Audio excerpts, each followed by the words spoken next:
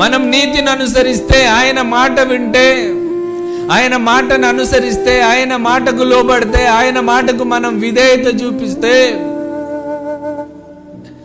యుద్ధ రంగములో ఉన్నటువంటి సైనికుని చేతిలో ఉన్నటువంటి కేడెము శరీరానికి హాని కలగకుండా శత్రువు వేసే బాణాల నుండి ఏ విధముగా కాపాడుతుందో, అదే విధముగా ప్రియులారా, దేవుని దయ చేత మనం కప్పబడితే శత్రువు యొక్క ఏ తంత్రము మన మీద పని చేయకుండా దేవుని దయ మనల్ని కాపాడుతుంది. దేవునికి స్తోత్రం కలుగుతుంది.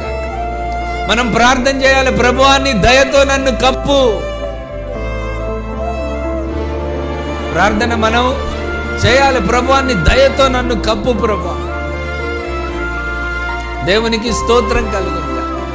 నేను నీ నీతిని అనుసరిస్తాను ప్రభు. హల్లెలూయా. నన్ను ఆశీర్వదించు ప్రభు అని మనం ప్రార్థించాలి. నిశ్చయముగా ప్రియులారా, దేవుడు మనల్ని అధికమైనటువంటి ఆశీర్వాదం చేత